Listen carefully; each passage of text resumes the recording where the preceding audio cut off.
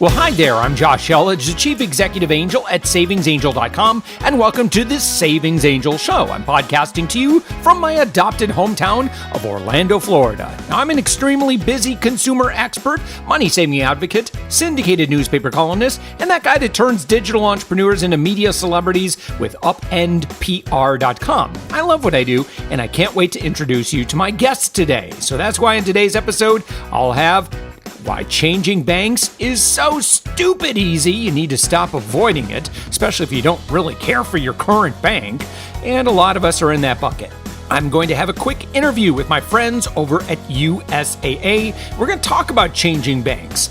And I've been sharing a couple of vacation interviews with you. I interviewed folks over at Cedar Point, Ohio. That's over in Sandusky. So if you've ever wanted to go to the most amazing roller coaster theme park on the planet, please listen to my interview from 2 episodes ago. And then my last episode, we went to the Rock and Roll Hall of Fame, which was another amazing experience. And in this podcast episode, we're going to be talking about Niagara Falls. And I'll share with you my interview and experiences about Niagara Falls. And then also want to review some big changes that we just made to our Savings Angel website and how this impacts you. So let's get right to saving more, earning more, and living more abundantly. Now, I'm not going to say who my old bank was, but man, it took me forever to break up with them. And I kept asking myself, why? What was the holdup? And I really want to get to this thesis that changing banks is so stupid easy, you really need to stop avoiding it. Now, in days gone by, changing banks was nearly unheard of, mainly because it was complicated. It's pretty much going to be a nightmare. Now, typically, people change banks only when they move to an area where their bank was no longer accessible and they had little choice. But that isn't the way things are anymore. So why do people still put off changing banks when they could be saving money on fees by doing so? I believe the biggest reason is the perception that changing banks is still difficult. It's time-consuming and frankly nerve-wracking. In today's financial world, we've traded the checkbook for automatic bill pay, direct deposit, and numerous cards and transactions connected to our bank account, which, they're all fantastic and time and money savers, but it also makes people hesitant to change banks. Now, what if you forgot to move a payment over to your new bank? What if you accidentally overdraw your old account because you forgot about a payment you had set up? Now, these are all concerns I hope to calm because now changing banks, again, is so silly easy. I'm not going to say stupid anymore because I don't like it when my kids say that. But you really do need to avoid it. So if you're fed up with your bank, now the following steps I'm about to share are likely all you're going to need to enjoy a change. Step 1, change your perception. Now, banks have made themselves so flexible and easy to work with these days, offering everything from robust online options and websites to easy-to-access phone help to in-branch personalized service. Most banks would be happy to bring you on as a new customer and will likely hold your hand every step of the way. You're not alone here. Step 2, consider a bank with some very smart technology for moving things over. Now, I recently switched my banking to USAA. I also set up an account for my 14-year-old who wanted to have a checking account. He had gotten some gifts for his 8th grade graduation, and so he wanted to put that money in the bank, and we opened that up for him as well. So I was able to do nearly everything on USAA's phone app within 15 minutes. Now, you're going to hear a conversation where this conversation, and this is just in a little bit, where the conversation was shortly before I set all this up. So you'll actually hear my conversation with USAA as we kind of talk about, and they kind of lead me through the process. Now, the migration, it's all done through a simple in-app interview process. So the app just asks you normal human questions. You answer the questions and everything gets done. So if your new bank has this feature, you can likely breeze through the next steps I'm about to share. Step 3, determining what you have running. Now, this is not as frightening nor as time-consuming as it sounds. Banks offer the ability to view your statements online, and you simply skim through the past 2 to 3 months or so and note recurring payments. Now, again, some banks like USAA will even pull this information for you during the transition process over to them to help you identify recurring payments. Step 4, moving your paycheck/direct deposit. Now, again, to make this step easier, see if your new bank will send a request on your behalf rather than your need to manually submit a form at your HR. Step 5, moving additional money. Now, you can determine when and how much of your money from your old account is moved to the new account. Step 6, handling automatic payments. So now is the time to refer to your list of automatic payments you made in step 2. Because you identified them already, all you need to do now is just refer to the biller's name, your account number, and the recurring or one-time amounts, and quickly set them up in your new bank's bill pay system. Now, this process typically takes just a few minutes per bill, as systems are designed to automatically help you along in the process. Step 7, reassigning membership payments. Now, payments that you have set up monthly, quarterly, yearly, however often, need to be moved over to your new account. By referring to your recurring list, you'll have a good start. Now, in addition to that, thinking through things you use all the time, like Netflix, app memberships, and the like, make a list and begin to move those over as soon as you have your new bank account number and funds to cover it. Never move all your money from your old account until you're positive you've moved everything. Now, how is this easy these days? Mobile banking. You can do all of this right from your phone or computer in just a few minutes per account. Step 8, order you some new checks. The old "I'll need new checks" barrier to changing banks is even easier. Yeah, you're still going to need to make sure that you leave enough money in your old account to cover any outstanding checks. Getting new checks is easier and less expensive than it used to be. I do have accounts that I don't even bother with checks. I just do everything through bill pay for one of my businesses, for Up NPR. I don't even bother with I don't have checks. I just do everything through bill pay. And so far, maybe it's an extra step where I have to go online and have the bill sent when someone's like, "Hey, can you pay me right now?" I say, "Yeah, no problem, but I'm going to do bill pay, so you get it in a few days." So that's happened to me before, but that might be the case. I mean, you might be able to get away with using no checks at all. But anyway, if you do want paper checks, you can order them right online through your new bank or through a reputable online check service. Now, discounts on new checks are plentiful too. Check out Swagbucks. Go to savingsangel.com/swagbucks and you'll find coupon codes to pocket you some savings. Step 9, close your old account. Close it down. Gone are the days of having to show up at your old bank in person to close an account. Once you've completely emptied your old account, either by having your last written check post or moving your last remaining dollars, generally, you can just call your old bank and request the account to be fully closed immediately. Now, this can go a long way to avoiding any automatic payments that you may have forgotten about overdrawing the account. You don't want that to happen. The company trying to draw will just simply receive a rejection. Then you'll get a notice from them so that you can get them squared away with your new banking information. So there you go. That's it. That's all you got to do. It's not that hard. You can do this maybe within a half hour, and then you don't have to deal with that junky old bank that you're tired of using. The one that's charged you those outrageous fees, or their technology is just kind of like old school. Man, it's time to kick them to the curb, transfer to a new bank. And when you're using a bank that you love, you know what? That is certainly a part of living abundantly. All right, so I've got a team with us right now from USAA, my good friends over at USAA, who I am a proud member of.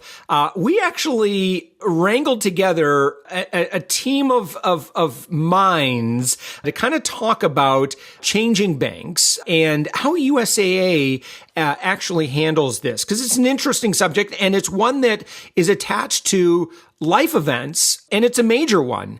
And I think that there are a lot of people that, when they think about, oh my gosh, I'm getting married or we're moving and we have to change banks, it can be kind of scary because I think our lives our financial lives can sometimes be a little complicated. And so it's nice to know that technology has evolved with the number of banking transactions that we may be doing that may feel fairly complicated as well. And I'm really excited to kind of share how USAA does this, because I know that changing bank scenario is likely going to happen in my life sometime in the near future. It's going to happen with other people who are listening to this conversation. So I'm grateful to have Jonathan and Cisco and Annette, and they are all with the changing banks side of USAA. They're experienced owners. And Jonathan, you're the accountable executive. Welcome to the show.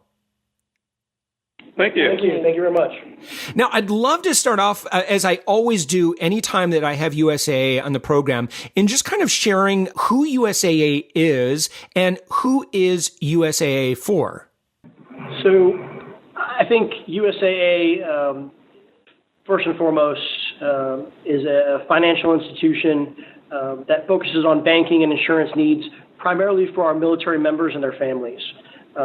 So we are absolutely geared toward and started in 1922 for the military and by the military as an insurance company. We also have one of the largest banks in the United States now who is focused on helping their military and their financial security. And so who could qualify then to become a member of USAA? So on that one, I'll go ahead and take that. Right now, we actually have it open to all enlisted and veterans and their family members. Family members going downwards, so their dependents, children, that sort of thing. Yeah, and so that differentiates, just so someone's clear, as I understand it, so if your father or your grandfather served in the military, was a member of USAA, that makes you eligible. Is that correct? Yes, that is correct. All right, good deal.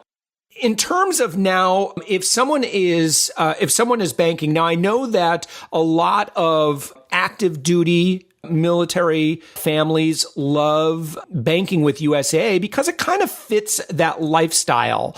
Now, if someone is in that position where they need to change their bank. Maybe they were stationed one place, and for whatever reason, they were at maybe they just decided to bank with a local bank some time ago, and now they're getting ready to transition. Well, let me ask you this before I get into that. What are the life events that you see typically lead toward someone wanting to change how they do their banking? I think you hit on it as you were opening up. So primarily a move, whether it is a move because of a job, or if you're in the military, if you were PCS or TDY, you have to have access to your financial institution. So we see a lot come through that particular life event. Additional life events include marriage, birth, new jobs, separation, divorce.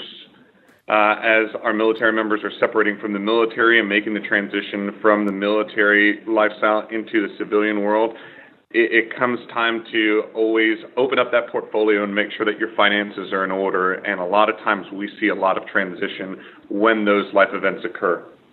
And so now then, talking about actually changing banks, it's going to be a nightmare, right? No. That's the perception. I'm saying that tongue in cheek. I knew you were going to say no to that. And look, I'll be honest, from my perspective, that's what I feel like it's going to be, because I have, electronic deposits, I've got electronic debits, I've got subscriptions. Oh my gosh, if I transition banks and I've got, maybe I don't have a huge balance and a debit happens on my old bank. Oh my gosh, I'm going to experience all these fees now. I mean, all this stuff feels kind of scary. Right. And I think that's the perception of most people. That's why we as a team came together to figure out how do we make this experience simple and enjoyable for the member, and to make it at their meeting them at their need, right? We want to make sure that when the member comes in to change banks, that they control that experience and It can be done all within one day, or it can be done over months. It's all up to the member and where they're at with that life event that's happening. All right. So I'm very eager to ask you this, and it's, how does it all work then?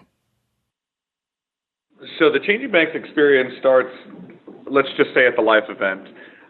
The experience itself resides on both mobile and our .com platforms. So when the member is ready to walk through the Changing Banks experience, what we do is we ask a couple of setup questions to make sure we understand their current position or their financial situation, what they're looking to do, and kind of why they're looking to do it. And so first thing we do is sync up some information with the current bank that they have and USAA. What we do from there is we pull some of that information and guide them along the process. So the first step within Changing Banks is what most members are looking to move, which is their direct deposit. So from their employer to their USAA checking or savings account. What we do from there is we provide them the opportunity to move that direct deposit through one of two channels. So for our military members that get paid through DFAS, what we do is facilitate that experience through the DFAS MyPay system and help them with some cool technological advancements or updates that we've done where we take the information from their account and pre-fill it into the DFAS MyPay system. At that point, once they submit, we follow up with a member by notifying them when we receive their direct deposit. All of this is happening while you're logged into your USAA account, which is different from today. Today, you've got a lot of experiences around, hey, I need you to go here and do this, and when you're done, then come back. So we're removing that friction and making it all one seamless experience.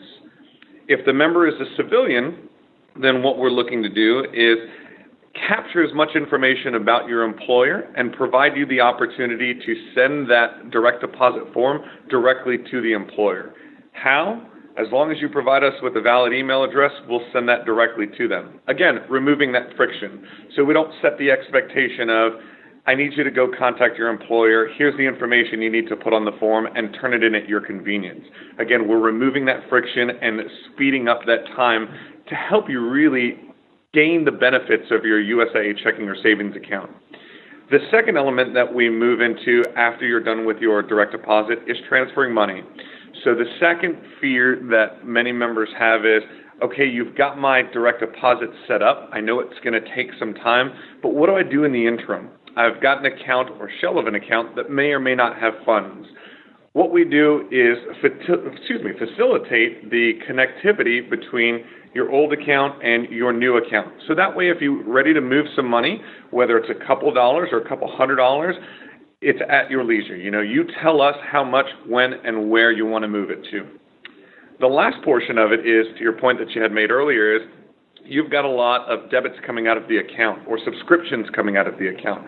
We would like to leverage that same technology, the bill pay services, and move them over to your new account.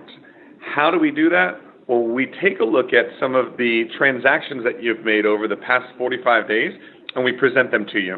We say, here's what we see. You tell us what you'd like to start paying out of your USAA account. What we do from there is we set up a checklist for you, and we provide it to you within that experience and also save that information for you. And the reason we save it is because when we save it, we email it to you so you can go out and retrieve your account numbers and your biller's address. So you're telling us where we need to send this money to on your behalf. When you capture all of that information, then we assist you in entering the billers into the bill pay system. And at that time, you can choose, do I want to pay them once or do I want to set them up as a recurring payment? So again, removing that friction so we don't have to continuously set up a reminder to say, hey, today's the day I've got to pay my electricity or today's the day I've got to pay my mortgage. If you're accustomed to paying your mortgage on the first of every month, we can assist you with setting up that recurring payment for your mortgage on the first of every month. And at that point, I'm sorry, go ahead. Well, gosh, I was going to ask, and I'll let you finish your thought too, before you answer this. But, initially I was thinking I was going to ask you, what does, oh my goodness, before I even begin this process, I'm probably going to need to do a lot of stuff beforehand, but it doesn't sound like that's really necessary because the process or the changing banks process now today pretty much tells you what you need to do in real time, as opposed to, okay, it's time to, go through all your old banking records and find out all of this information. It sounds like the changing banks experience kind of handles that for you. It is absolutely two-way dialogue, 100% of the way through. So as a member, the member tells us a little bit more about themselves, and we tell them a little bit more about the changing banks experience. At that point of the conversation, the member then makes a decision to, am I ready to move my direct deposit? If I am, then we start that conversation around direct deposit. Same with moving the money or paying their bills. So you are absolutely right. It is a two-way conversation of how we help facilitate from end to end while removing a lot of that cognitive load. And to add to that, it's the two-way conversation happening real time, just like you said. As they're going through it and giving us information, we're coming right back and telling them what we can do for them. So it's happening real time, just as you mentioned.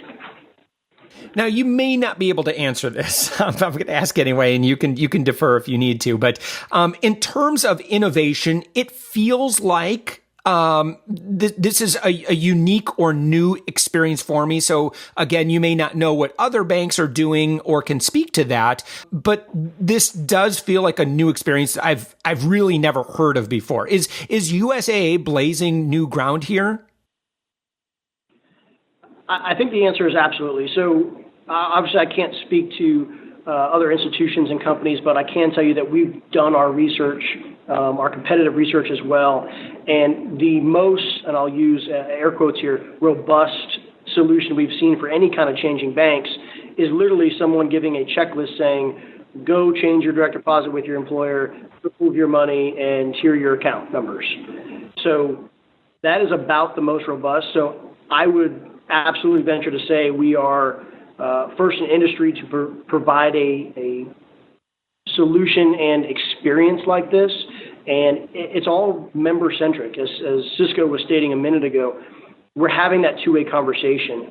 This is about them and what they need, and we want to be there to not only facilitate that, but advise when asked. So I think we absolutely are leading the way in the changing banks experience. Why is USAA doing this first? And what is there something, and obviously this is kind of a softball here, but, I think you have a unique audience, and the changing bank experience is probably pretty necessary based on your typical member. Absolutely. We started, when we first started this experience, with the military member in mind. We know they have unique needs. That's why this experience is also on mobile. So you can do everything you can on .com that you can do on mobile and vice versa. So it really comes down to what do our members need? What are they asking for? How can we help them in their daily lives with these life events and changing their bank? I would add on to that, and it definitely stems from member feedback. We listened to what our members were telling us, and this was one of those things. Give me a solution that makes it easy for me. Hold my hand through it so that I make sure I'm getting everything done right. I think that's the biggest thing, is that we listen to our members and we're taking that member feedback and putting it into action.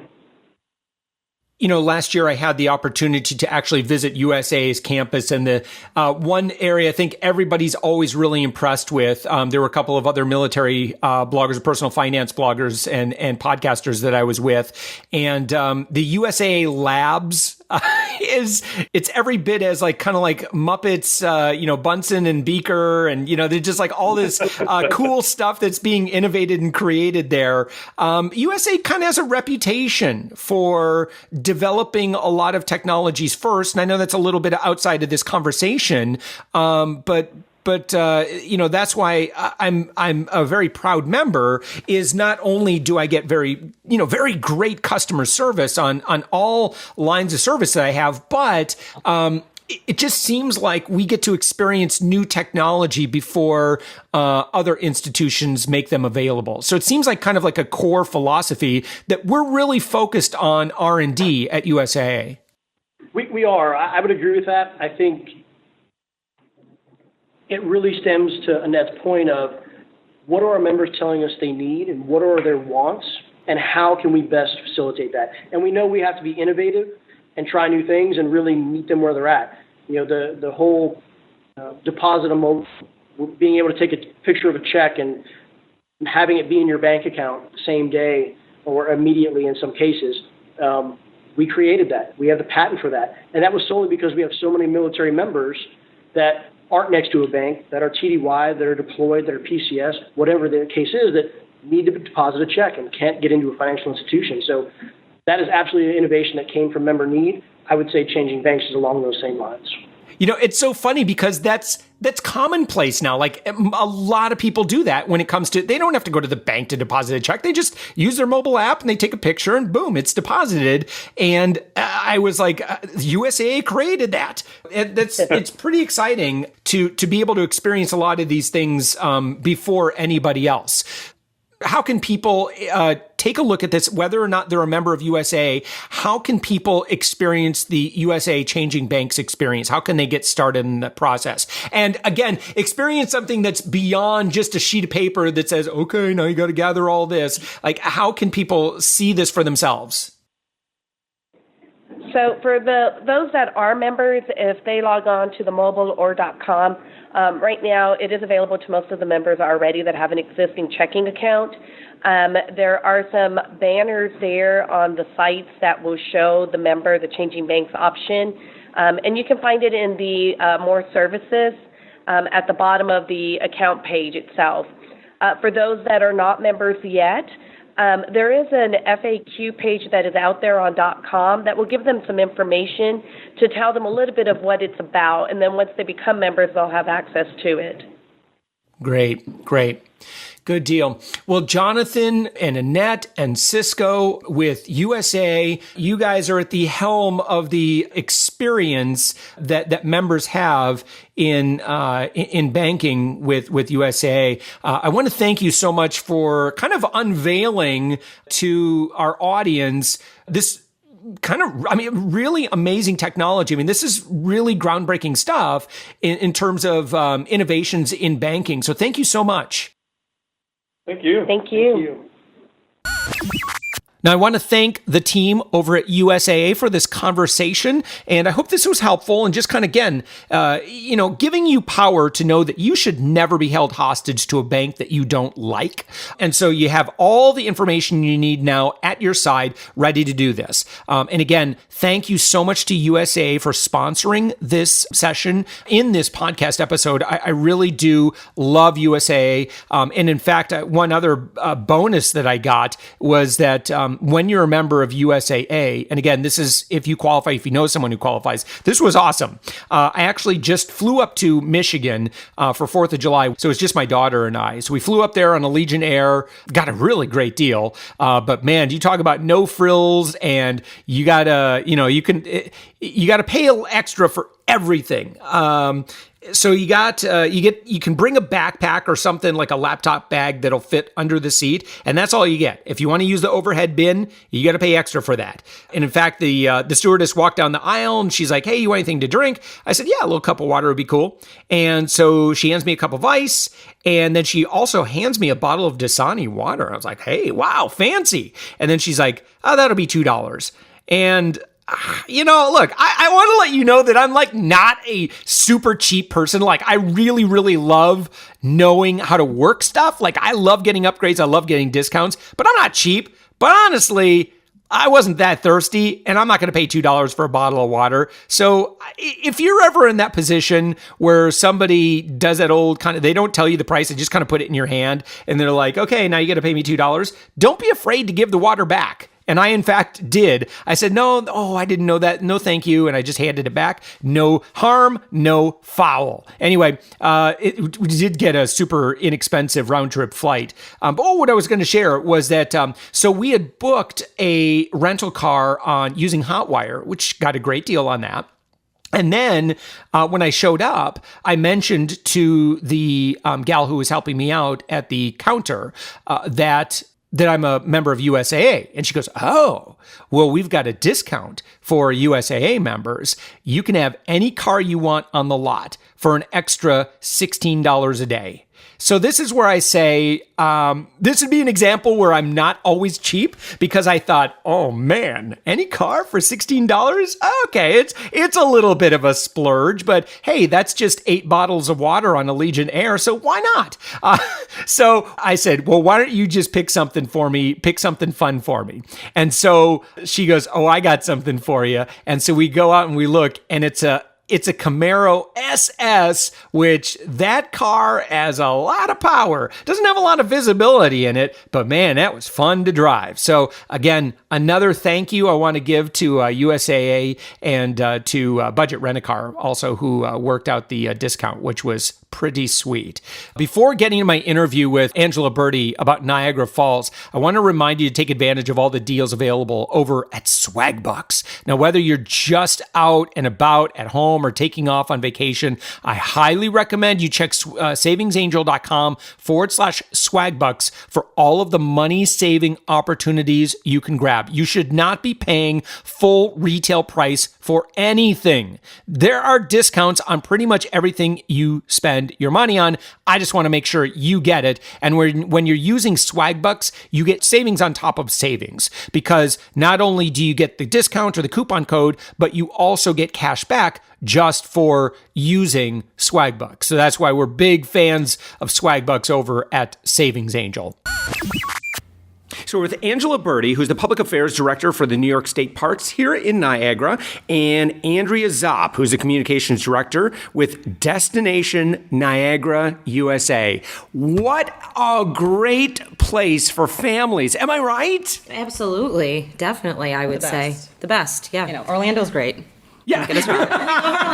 Orlando. But Niagara Falls is a natural world wonder, and it's a super awesome place to bring families. I mean, it's affordable, and it's in the middle of a whole lot of different things to do. So we think we're pretty cool for families. Yeah. So, I mean, it's absolutely amazing. And it's fascinating. So 45 years old, I don't mind sharing. This was my first time ever seeing Niagara Falls. And really, if it's one of those things that you haven't, checked off your bucket list, or you haven't been to the falls, you just have to experience it. And I think one thing that's really great for those who are looking for a great vacation plan and are trying to budget everything, you can pretty much do it all for $45. I'm wondering if you could kind of explain how the Discovery Pass works, because I'll admit there's a little bit of confusion online when you start searching for, okay, well, how do I figure out these tickets? Just simply because there are a lot of tour operators who, again, they're going to offer maybe a different experience. But if you just want to go to the state park, there's really this bundled experience that is just really economical. It's going to keep you really, really busy, and is absolutely going to fit the family budget. Yeah, I mean, the neat thing about Niagara Falls is, yes, you can come here and see the water for absolutely free. There's no cost to walk into the park. There's no gate. Come in, watch the water fall over a cliff. However, if you choose to spend some time here in our destination, the Discovery Pass is a product that we sell in the park. I would advise buying it in the park to save your transaction fees. And it provides admission to all of the paid attractions. So, everyone knows the Maid of the Mist is that boat that sails around in the basin. That's included. Cave of the Winds is sort of the unsung hero, I think, of the experience here. Goodness. You stand literally under the falls, and it rains down on you, so that's pretty cool.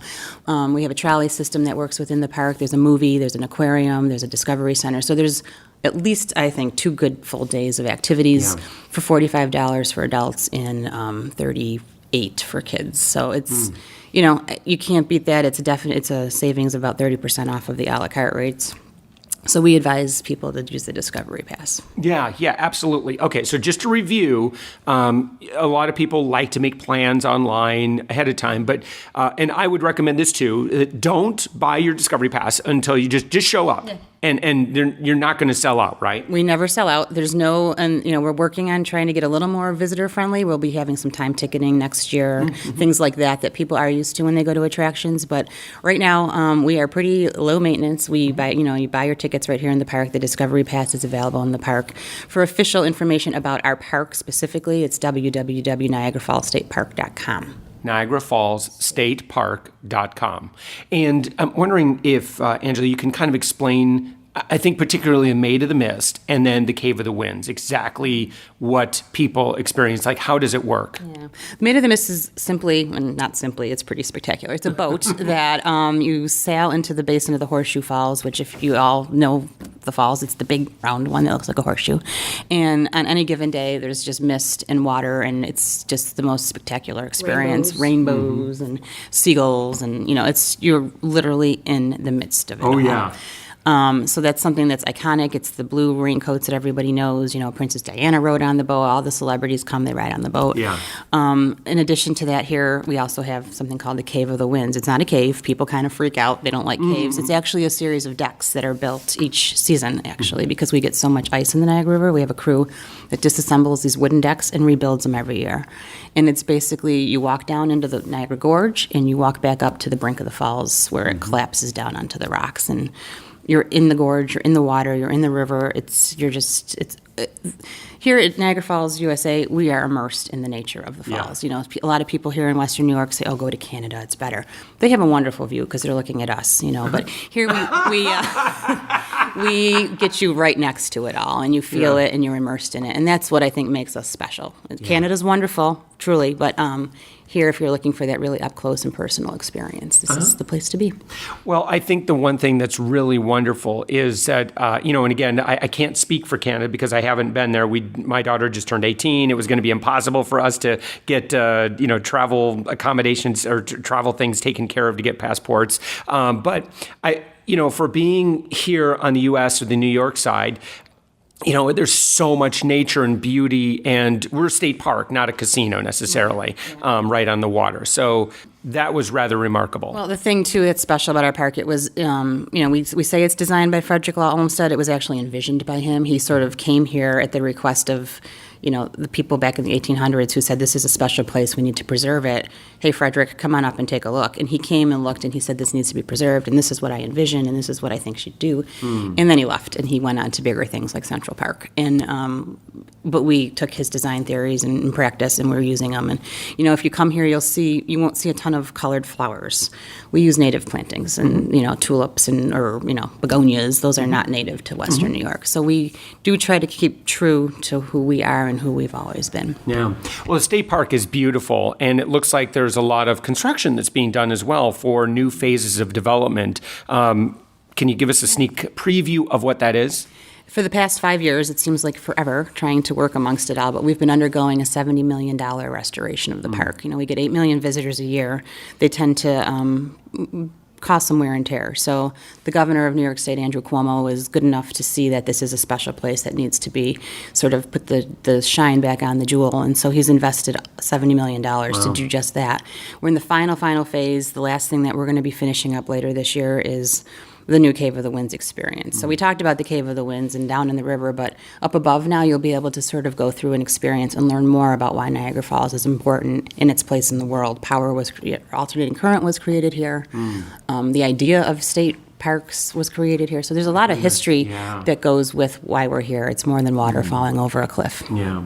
Now, Andrea, I'm wondering if you could kind of share, at Niagara Falls, the Niagara Falls area is actually more than just the falls. There's actually quite a lot to do here. I know my kids and I found a park yesterday that was so cool. You could play Connect Four and ping pong and chess. And these are really big. I'm not talking about, this is a big Connect Four. They had the Lego board. This was really cool. What a really cool concept for a park. And I'm wondering if you could share where was that we stumbled upon, and then also maybe share some of the other things that families, especially families with children, can experience here. Sure. What you experienced was Old Falls Street. Old Falls Street is a block away from the Niagara Falls State Park, so it's basically just a straight walk right out of the state park. And Old Falls Street does a really fantastic job of keeping entertainment going all season long for families. So what you guys experienced with the games, they do a lot of live music, they do food trucks, they have different things going on all the time. So they've done a really fantastic job of keeping people entertained while they're in the heart of downtown. But to your point, what you said before, Niagara Falls is more than just the falls. And that's what we do here, is try to help people build the rest of that trip. I always say it's kind of like that movie National Lampoon's Vacation, where you saw when he went and looked at the Grand Canyon and he looks at it for a few seconds and then says, okay, let's go. People wonder, well, if I go all the way there after I see the falls, what else is there to do? Is it worth taking a trip? Is it worth taking a few days or however many days you want with your family? The answer is absolutely. This is a very expansive region. There's Old Fort Niagara, which is a 17th century fort that has original buildings, not reproductions. They do reenactments all season long, actually year round. It's a fantastic place to visit. We also have a site on the Erie Canal, which is celebrating its 200th anniversary this year. There's a boat ride there, and you can go spelunking in a cave, which is actually pretty cool. We have jet boat rides. There is a series of 7 or 8 trails on the gorge. The Niagara Gorge, you can do the hiking trails, and these are not difficult hikes. You don't have to be an avid rock climber to do these. If you can walk, you can hike, but it's really beautiful to experience those. We have 22 wineries in Niagara County called the Niagara Wine Trail. They're all part of a series of trail system. So there's a lot to do. There's a lot to do. A lot of quaint little villages, little towns where you can get great restaurants, great shops. All of this can be planned on your trip. We also now have what's called the Discover Niagara Shuttle, which takes you on multiple stops from downtown Niagara Falls all the way out to Old Fort Niagara and Youngstown. You can hop on, hop off, multiple locations in between. So you don't even need a car. Really, when you get here, you could leave your car at your hotel and really never touch it again for the rest of the time that you're visiting. All of this information, I know this is a lot, but you can visit our website at niagarafallsusa.com. That helps you plan your entire trip from beginning to end. Yeah. So niagarafallsusa.com. And then as far as, I know Niagara Falls is known as being the kind of the honeymoon capital of the world. And so for just, for couples weekend getaway, what an incredible destination as well. Now, I know you mentioned the wineries, but I know there are also a number of really great restaurants here. What else does Niagara Falls have to offer? Let's say it's mom and dad or a couple's getaway where they just want to be able to experience. I know my parents never took an official honeymoon after they got married, as sort of the story says. And they came here for an unofficial honeymoon like about eight years later. But I know it certainly has a lot to offer. Well, the nice thing about Niagara Falls is it isn't just the traditional hotel chains that you would expect. There is a boutique hotel right in downtown Niagara Falls called the USAcom, which is actually a really nice place for couples. That would be a great place for more of a romantic trip. It's right across the street from the Niagara Falls Culinary Institute, which has a wonderful little restaurant inside called Savor. It's a working kitchen with the students from the Culinary Institute and their teachers, and it's a lovely little place for a romantic dinner. And then you could walk right over to the falls. It's a block away from the entrance to the Niagara Falls State Park. Watch the fireworks at night over the falls. See the falls illuminated. The lights are beautiful on the falls at night. So you can still find a really romantic little getaway here in the falls without necessarily the fast-paced vacation aspect of it if you really didn't want it. Yeah. The Seneca Niagara Casino also has a full-service spa, which is really wonderful if you wanted to do a couples massage. That's just up the block from the USAcom as well. So and also the restaurants in Lewiston, New York. The village of Lewiston is a really quaint little historic village just about 10 miles away from Niagara Falls. And there's a lot of really, really cute little restaurants there, too, that are nice places to tuck away and have a romantic dinner. Yeah. Well, that's awesome. Okay, so Angela Birdie with the New York State Parks, you're the Public Affairs Director, and Andrea Zopp, Communications Director with Destination Niagara USA. One more time on the website. So kind of too long. Wait a minute, I missed some of that. Just kind of share the websites real quick one more time, just for those who are getting ready to plan their Niagara Falls vacation. So for the park itself, it's www.niagarafallsstatepark.com. And we are www.niagarafallsusa.com. That is the website for the entire destination that allows you to plan your entire trip and your entire visit. Mm-hmm. I know one thing I was going to say, this after note. So if someone is coming to the area and they're like me and they're like, we'd love to go, but it's like, I have this 3-day weekend that, because of work, but it's like next week, I'm not going to have time for passports. We just don't have them. Like, that's okay. plenty. Like there's going to be a lot for you to do on the USA side. Absolutely. You are going to run out of time before you run out of things to do. So you do not need to go to Canada to fill your time and fill this trip. Also for your listeners who are in the greater Orlando area, Spirit Airlines and Allegiant Airlines also fly directly into the Niagara Falls Airport here in Niagara Falls, New York. Spirit Airlines flies directly from the Orlando Airport. Allegiant is from the Sanford Airport. So it's very convenient on direct flights to get right here to Niagara Falls in an hour, less hour and a half flight, 2 hours maybe max. It's quick and easy. You could fly in on Friday and fly out on Sunday afternoon if you really wanted to. And we're getting closer to the Orlando area than ever. Wow. So Spirit Airlines and Allegiant Air, so you can check out their websites and to find out what the pricing is. But that's how wonderful that is, to get direct flight right up to Niagara. This is a lovely place when we're in the heat of summer in Orlando. You can golf here and not, Let me tell you. So we're recording this, kind of early, middle of June, and the weather has been divine here. So please, my Floridian friends, give yourselves a break. Come enjoy, summer the way that it's meant to be enjoyed. Or consider fall, too. Fall is really beautiful here as well. The foliage is gorgeous. Like I said, that's a perfect time to visit the Niagara Wine Trail. So for those Floridians who are dying to see the leaves change, we're a great place for that, too. And we do get snow for Floridians who haven't seen snow. So we're just perfect year-round. It's almost like you have 4 seasons. I don't know. Really distinct, yeah. All right. Thank you so much, ladies. Thank you. Hey, so once again, if you haven't heard, I'm going to go over to the changes that you may have seen here on the Savings Angel website. Now, as you know, we've been in the business of helping thousands, tens of thousands, hundreds of thousands of Savings Angel fans save money each week through the countless number of store deals we've listed over the past decade. Coupon deals you can use at the grocery store.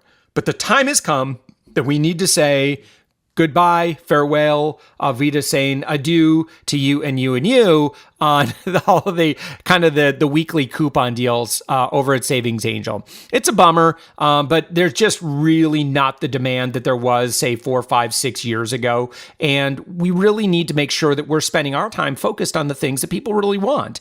And so for us, we love tip strategies on saving money on all areas of life. We love working with really smart service providers that can also help you out. We really love strategies for saving money on car payments, to utilities, to how you do your financial stuff. And that's what we're going to be looking out for you. I promise. We're going to work really, really hard at that because it's really important to us. But if you want coupon deals, you could try Favado. That's an app that might be helpful for you.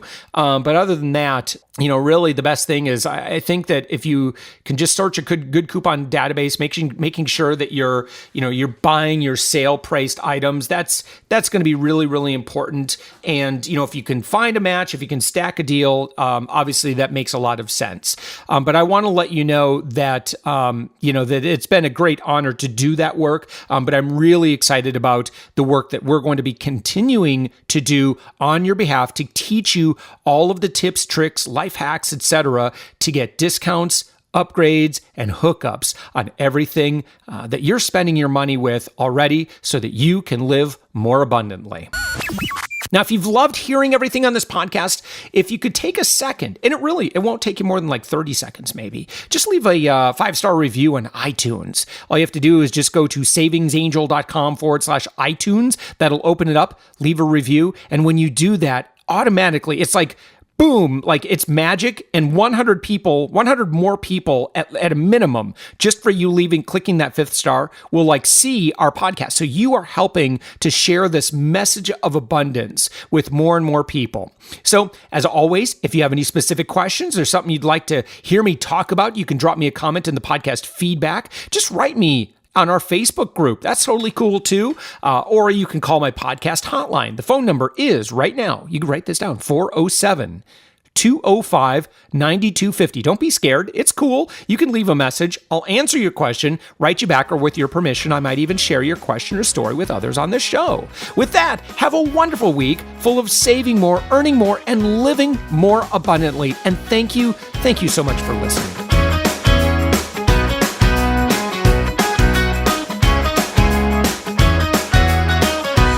love getting upgrades. I love getting discounts, but I'm not cheap.